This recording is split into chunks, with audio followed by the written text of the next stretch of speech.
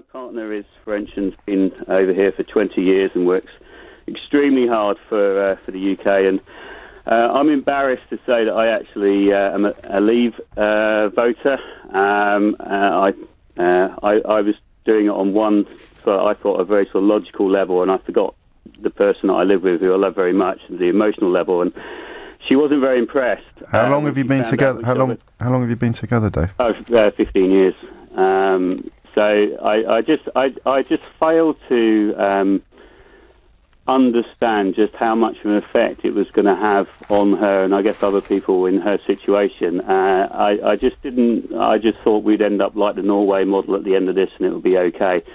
And of course, well, some people told you that. Some people told you that we could be like Norway, while pretending not to realise that would involve retaining freedom of movement. Yeah,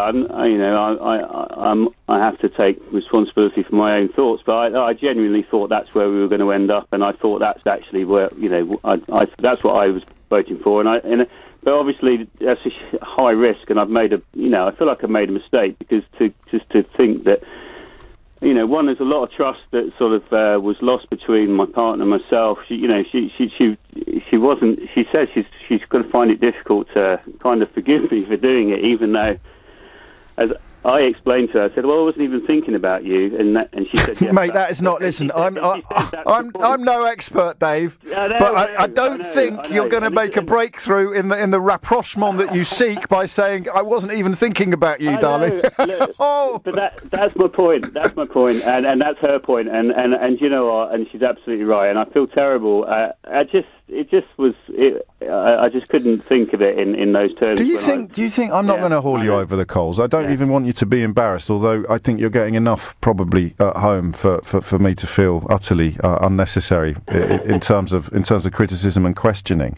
And I'm not going to I'm not going to pick holes in support for the Norway position, because plenty of liars were talking about Norway and Switzerland without mentioning that would involve retaining freedom of movement, which means that all of their more anti-immigration followers would have switched off immediately and gone the other way immediately. But do you think you got caught up in a kind of, I don't want to say hysteria, but like you say, you didn't even think about your own partner. It was as if we switched off some of our critical faculties and piled in on emotion. Yeah, or the other way around in some ways. Yes. I mean, I forgot the emotional element in terms of how it was going to affect the people that were living here in that circumstance. But yeah, absolutely. I got caught up in it a little bit. I spent some time away at the time of the vote, and was speaking to a lot of people, and we were all sort of chatting very politically about how it could all be, and this, that, and the other.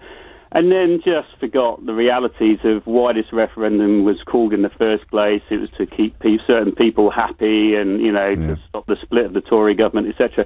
And what a